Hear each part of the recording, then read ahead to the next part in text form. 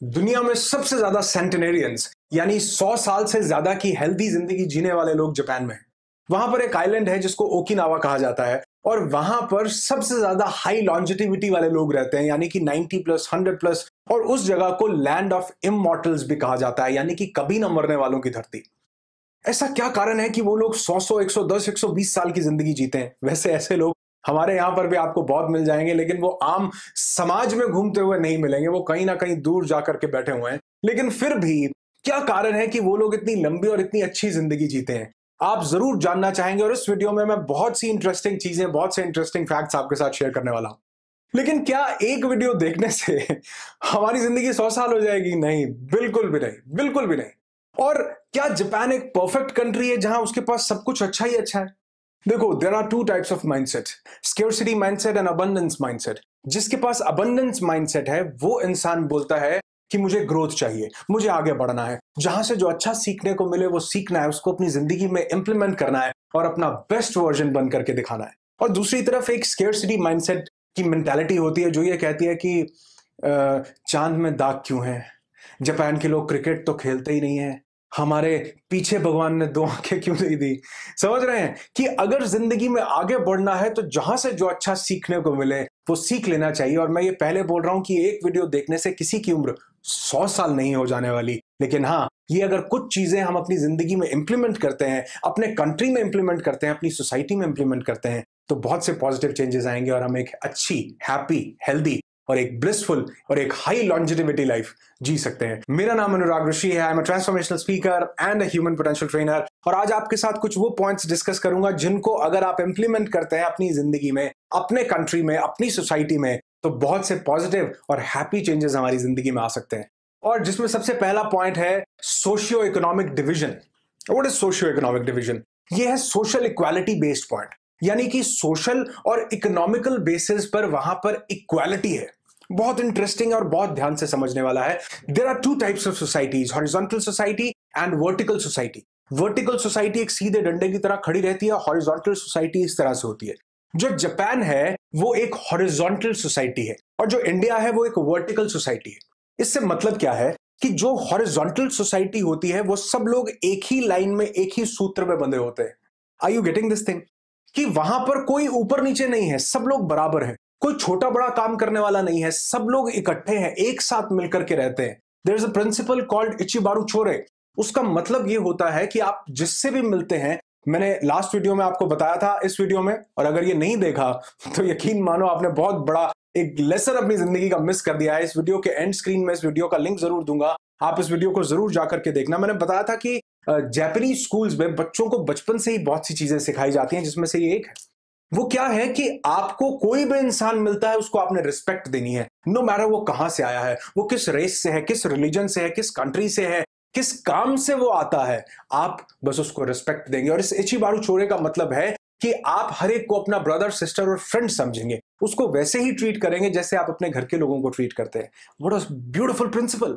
इसीलिए वहां पर एक हॉरिजॉन्टल सोसाइटी है कि सब लोग एक ही लाइन पर है, छोटा काम बड़ा काम है ही नहीं। और एक चीज और बड़ी इंटरेस्टिंग है कि वहां पर कम्युनिकेशन के लेवल पर जापान एक वर्टिकल सोसाइटी है, यानी नीचे से लेकर के ऊपर तक का कोई भी इंसान बात आपस में कर सकता है, एक सीरीज में बंधा हुआ है, कोई ऊपर नीचे छोटा बड़ा नहीं है। क्योंकि जहां पर सोशियो इकोनॉमिक डिवीजन में सोशल इक्वालिटी आती है, बराबर आता है, वहां पर कोई डिस्क्रिमिनेशन नहीं होता, वहां पर भेदभाव नहीं होता, वहां मेंटल हेल्थ जो है वो बहुत खूबसूरत बरकरार बनी रहती हैं। तो अब आप, हो सकता है बहुत से ये लोग भी बोले कि ये इंडिया है। अरे इंडिया बदल रहा है भैया, सारी दुनिया बदल रही है, तो क्यों ना ये छोटी छोटी चीजें। और मुझे यहां पर रंग दे बसंती का एक डायलॉग याद आता है कि कोई भी कंट्री परफेक्ट नहीं होता, उसको परफेक्ट बनाना पड़ता है। तो क्यों ना हम ये अपनी सोसाइटी में इंप्लीमेंट करें कि जब भी सोशल टर्म्स की बात हो तो सब बराबर हो, चाहे कोई इंसान कुछ भी काम करता हो, हर एक को रिस्पेक्ट दी जाए, हर एक को समान अधिकार दिए जाए। तो ये जो सोशियो इकोनॉमिक डिवीजन है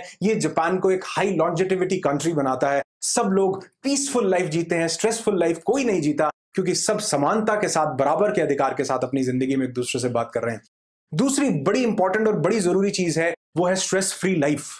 अब जापानीज लोग, ये तो क्वाइट ऑब्वियस है, और आपने मेरे भी 10 20 25 वीडियोस में ये मुझसे सुना होगा कि जितनी भी डिजीज हैं, जितनी भी इंसान की बीमारियां हैं, वो 90% साइकोसोमैटिक हैं, दिमाग में क्रिएट होती हैं। और जब दिमाग में स्ट्रेस होता है तभी वो डिसईज की स्टेट में जाता है और डिसीज क्रिएट होती हैं। और जब डिसीज क्रिएट होती है तो ऑब्वियसली हमारे सेल्स डिप्लीट होते हैं और हम कम जिंदगी जी पाते हैं। तो एक टर्म आपको बताता हूं, ये है साइको न्यूरो इम्यून।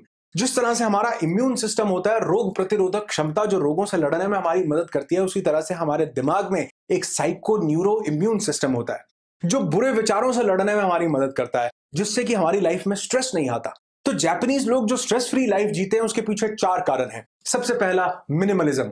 फिर से मैंने लास्ट वीडियो में बताया था, अगर आपने देखा है तो आप इसको जरूर इंप्लीमेंट कर रहे होंगे, और अगर नहीं किया तो इस वीडियो को जरूर देख लेना, मैं इसको अब एलैबोरेट नहीं कर रहा हूं। दूसरा जो पॉइंट है वो है डेब्ट फ्री लाइफ, यानी कि कर्ज मुक्त जिंदगी वो लोग जीते हैं। आप जानते हैं कि 43% जो स्ट्रेस है इंसान को, वो कर्जे का है, वो दूसरे के पैसे चुकाने का है, वो ईएमआईज भरने का है, वो गाड़ी की किस्त, वो मोबाइल की किस्त, वो नई नई लग्जरीज खरीद कर फिर उनके जाल में फंस जाने का है। क्या आप जानते हैं आज 80% से ज्यादा लोग जो ऑनलाइन शॉपिंग कर रहे हैं वो बंधुआ मजदूर बन चुके हैं। आप कहेंगे बंधुआ मजदूर तो पुराने जमाने में होते थे, आज भी बंधुआ मजदूर हम बन रहे हैं।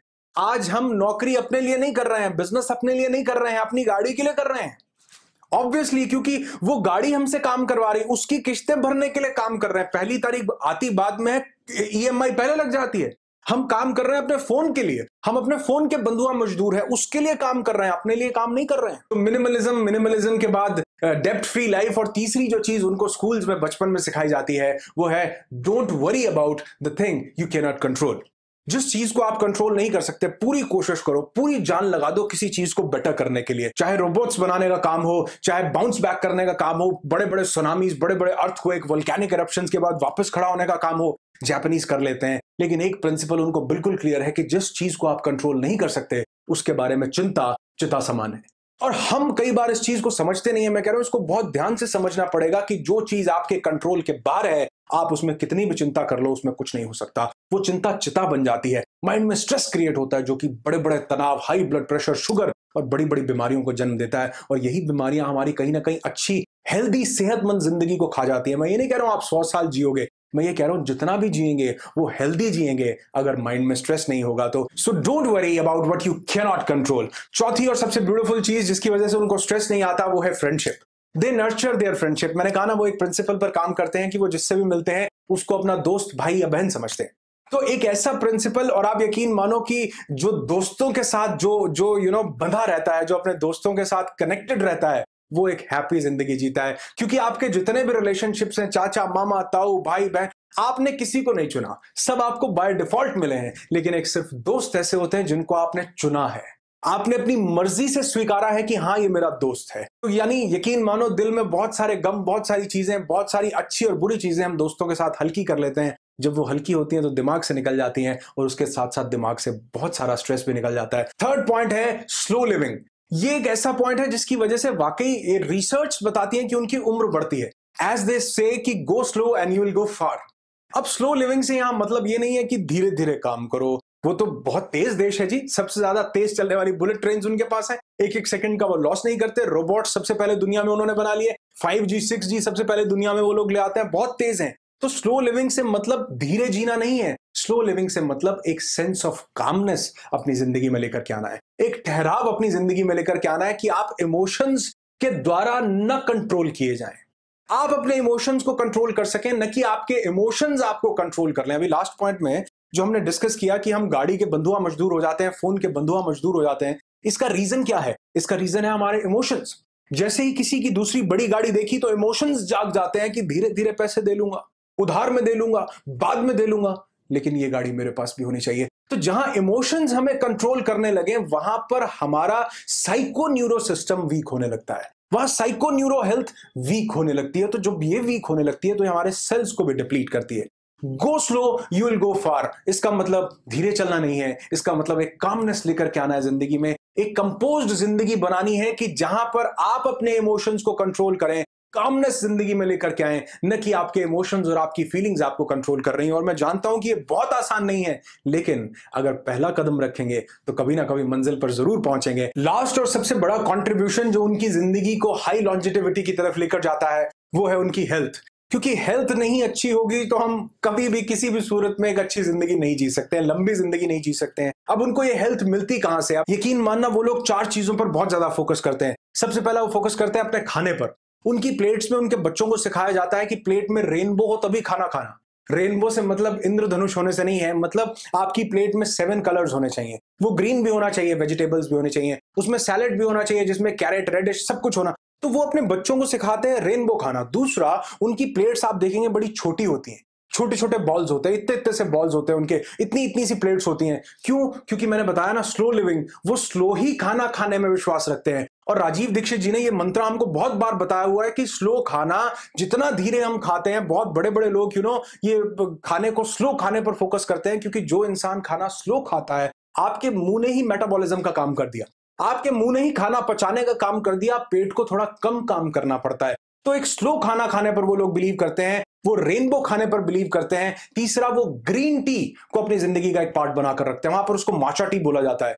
वो कई आप रेस्टोरेंट्स में जाएंगे जापान में तो वो फ्री में ग्रीन टी ऑफर करते हैं, क्योंकि ये एंटीऑक्सीडेंट से भरी होती है। वो चाय, कॉफी और कोल्ड ड्रिंक को अपनी जिंदगी से निकाल कर फेंकना चाहते हैं। और आप भी ऐसा ही कीजिए, क्योंकि ये हमको कोई हेल्थ नहीं दे रही हैं। वो वॉकिंग पर बहुत ज्यादा फोकस करते हैं। जापान में जो बच्चे हैं, 97% बच्चे अपने स्कूल जो हैं वो पैदल या साइकिल से जाते हैं। उनको गाड़ी नहीं दी जाती, उनको बाइक नहीं दी जाती। इसका ये मतलब नहीं है कि उनके पेरेंट्स अफोर्ड नहीं कर सकते। इसका मतलब ये है कि वहां पर एक सिस्टम डेवलप करना चाहते हैं कि बच्चों को बचपन से ही चलने की आदत हो, साइकिल चलाने की आदत हो, जिससे कि उनका इम्यून सिस्टम, उनका नर्व सिस्टम, उनकी बॉन्ड्स जो है वो परफेक्ट बनी रहे, जो उनको एक अच्छी और एक लंबी जिंदगी देता है। इसीलिए आप देखेंगे कि वहां पर जो ओबेसिटी है वो 3% है, मोटापा जो है सिर्फ 3% लोगों के पास है। और उसमें भी मैक्सिमम जो है कुछ मेडिकल रीजंस हैं जिसकी वजह से लोग मोटे हैं, नहीं तो लोग मोटे नहीं होते। सिर्फ सुमो पहलवान वहां पर मोटे होते हैं, उसके अलावा वो भी कुछ प्रोडक्टिव काम कर रहे हैं, उसके अलावा वहां पर कोई भी मोटा नहीं होता आप देखेंगे तो। और ये उनके जीन्स में नहीं है, ये उनकी हैबिट्स में है कि वो मोटा नहीं हो पाते। और आज आप यकीन मानो कि जो ओबेसिटी है ये सबसे ज्यादा बीमारियों को जन्म दे रही है। मोटापे से ही आज जो है शुगर हो रही है, मोटापे से ही जो है आज ब्लड प्रेशर हो रहा है। बड़ी चीजें जो है आपके वेट गेन करने से जिंदगी में से निकल जाती हैं। सिर्फ वेट गेन होता है, बाकी सभी चीजें लॉस हो जाती हैं। तो वो ग्रीन टी को अपनी जिंदगी का एक बहुत अहम पार्ट बनाते हैं, जिससे कि उनके वेट लॉस में भी उनको काफी हेल्प मिलती है। तो उनका एक मंत्र है कि ईट स्लो, वॉक एंड मेडिटेट। धीरे खाओ, चलो और मेडिटेशन करो। क्योंकि जब आप मेडिटेशन में उतरते हैं तो यकीन मानो हमारी पूरी जिंदगी एक ही वर्टिकल लिमिट में अलाइन हो जाती है, जो कि हमें उस हायर कॉन्शियसनेस की तरफ लेकर जाती है, जिससे ऑटोमेटिकली आप हाई लॉन्जेटिविटी की तरफ बढ़ते हैं। और ऐसा कहते हैं कि जापानीज लोगों का जो 30% उनकी जो डेली की कैलोरीज इनटेक है वो फ्रूट्स एंड वेजिटेबल्स से आती हैं। और लंबी जिंदगी जीने का मतलब कहीं पर भी ये नहीं है कि ज्यादा साल गुजारना। लंबी जिंदगी जीने का मतलब है खुश जिंदगी गुजारना। क्योंकि हमारी जिंदगी में साल चाहे 100 हो जाए, लेकिन फिर भी अगर खुशी ना हो तो वो बिल्कुल 0 के बराबर है। लेकिन जिंदगी कम जी, लेकिन खुशी के साथ जी, हेल्दी जी, दूसरों के साथ दूसरों की मदद करते हुए जी, तो इससे बड़ा सुख इस धरती पर कोई भी नहीं है। वीडियो को लाइक करके बताया कीजिए कि वीडियो आपको कैसा लग रहा है, क्योंकि ये वीडियो बिल्कुल अलग था। इसमें कोई रेगुलर प्रोडक्टिविटी की बातें नहीं थी, लेकिन कुछ चीजें आपके साथ शेयर करने का मन हुआ, तो वो इस वीडियो के माध्यम से मैंने आपके साथ शेयर की हैं। वीडियो अच्छा लगे तो लाइक जरूर करना, और आप इस वीडियो को शेयर कर सकते हैं हर उस इंसान के साथ जिसकी जिंदगी में आप एक हैप्पी लाइफ को कंट्रीब्यूट करना चाहते हैं, एक लंबी लॉन्जेटिविटी को कंट्रीब्यूट करना चाहते हैं, और एक पीसफुल स्टेट ऑफ माइंड को कंट्रीब्यूट करना चाहते हैं। आपकी जिंदगी खुशियों से भरी हो, सिर्फ यही दुआ करता हूं। I wish you lots and lots of peace, tons of happiness and bundles of success in your life. Be happy, be alive.